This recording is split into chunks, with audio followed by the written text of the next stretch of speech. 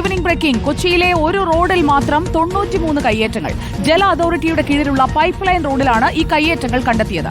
എതിർപ്പുള്ളതിനാലാണ് ഒഴിപ്പിക്കാനാകാത്തതെന്നാണ് ജല അതോറിറ്റിയുടെ വിശദീകരണം. ആലുവ സബ് ഡിവിഷൻ ഓഫീസിന് കീഴിലുള്ള 12 കിലോമീറ്റർ ദൂരത്തിൽ 93 കയ്യേറ്റങ്ങൾ ഉണ്ടെന്നാണ് വിവരാവകാശ രേഖകൾ വ്യക്തമാക്കുന്നത്. വലിയ പൈപ്പുകൾ ഇട്ടുകൊണ്ട് അത് ആലുവ മുതലുള്ള കൊച്ചിൻ കോർപ്പറേഷൻ വിവിധ പ്രദേശങ്ങളിലേക്ക് ശുദ്ധജലം എത്തിക്കുന്ന ഒരു റോഡാണ്. അതുകൊണ്ട് തന്നെ ആ റോഡിലൂടെ വലിയ വാഹനങ്ങളൊന്നും കടത്തിവിടാതെ ക്രോസ് ബാറുകളൊക്കെ വർദ്ധിപ്പിച്ചുകൊണ്ട് അത് ഒരു ചെറിയ റോഡായിട്ട് നിൽക്കുന്നത്. ഈ റോഡിലാണ് ഇപ്പോൾ വാട്ടർ അതോറിറ്റി തന്നെ പറഞ്ഞിരിക്കുന്നത് 93ഓളം കയ്യേറ്റങ്ങൾ കണ്ടെത്തിയിട്ടുണ്ട്. ഈ കയ്യേറ്റങ്ങൾ ഒഴിപ്പിക്കാൻ ചെല്ലുന്ന ഉദ്യോഗസ്ഥർക്കെതിരെ അതിനെ പ്രതിരോധിക്കുന്ന ഒരു സമീപനമാണ് കയ്യേറ്റക്കാരും അടുത്ത സമീപ പ്രദേശക്കാരും ചെയ്തുകൊണ്ടിരിക്കുന്നത്. ഈ പൈപ്പ് ലൈൻ റോഡിൽ കിടക്കുന്ന ഈ പൈപ്പ് പൊട്ടിക്കഴിഞ്ഞാൽ ഏകദേശം 15 ലക്ഷത്തോളം പേര് കുടിവെള്ളം മുട്ടുകയെന്ന് മാത്രമല്ല വലിയൊരു ദുരന്തം തന്നെ ഈ സമീപ പ്രദേശത്തുണ്ട്. അത്രയും വലിയൊരു പൈപ്പാണ് അതിനകത്ത് കിടക്കുന്നത്. സജോ ദേവസ്യ നമുക്കൊപ്പം ചേരുന്നു. Good evening Sajo Devasya. Pipe line road ഒരു കയ്യേറ്റ റോഡായി മാറുകയാണോ? 93 എന്ന് പറയുന്നത് ഒരു ചെറിയ നമ്പർ അല്ലല്ലോ സജോ. സുജയ്, ഇതൊരു സാമ്പിൾ കേസാണ് യഥാർത്ഥത്തിൽ. അതായത് പൈപ്പ് ലൈൻ റോഡിന്റെ ഗതി ഇതാണെങ്കിൽ മറ്റ് പലയിടങ്ങളിലും സംസ്ഥാനത്തെമ്പാടും എന്താകും എന്ന് ഊഹിക്കാവുന്നതേ ഉള്ളൂ.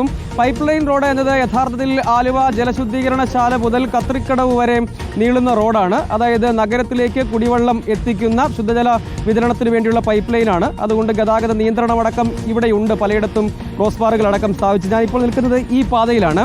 ഇതിൻ്റെ വിവിധ ഭാഗങ്ങളിലായാണ് ഇത്തരത്തിൽ 93 കയ്യേറ്റം എന്ന് പറയുമ്പോൾ അത് രേഖയ്ക്ക് ജല അതോറിറ്റി തന്നെ നൽകിയ മറുപടിയാണ് എന്നാണ് ഇതിൽ നമ്മൾ ശ്രദ്ധിക്കേണ്ട കാര്യം. പല ഭാഗങ്ങളിലും ശരാശരി 11 മീറ്ററും 15 മീറ്ററും മുതൽ 18 മീറ്റർ വരെയാണ് യഥാർത്ഥത്തിൽ ഈ റോഡിൻ്റെ വീതി. അതായത് ആലുവ സബ് ഡിവിഷൻ ഓഫീസിൻ്റെ കീഴിൽ മാത്രം 12.3 കിലോമീറ്റർ ദൂരമുണ്ട് ഈ റോഡിന്. അങ്ങനെ ഇത്രയും സ്ഥലങ്ങളിൽ ചെറുതും വലുതുമായ 93 കയ്യേറ്റങ്ങൾ ഉണ്ടെന്നാണ് ജല അതോറിറ്റി തന്നെ പറയുന്ന ഒരു പ്രധാനപ്പെട്ട കാര്യം.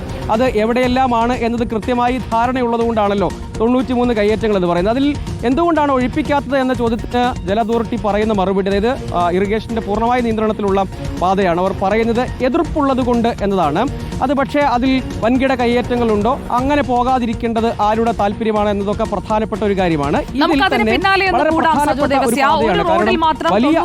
കയ്യേറ്റം എന്ന് പറയുമ്പോൾ ഇതിന്റെ തുടർ വാർത്തകൾ നമുക്ക് അധികൃതരുടെ മുന്നിലും പ്രേക്ഷകരുടെ മുന്നിലും വെക്കേണ്ടതുണ്ട്.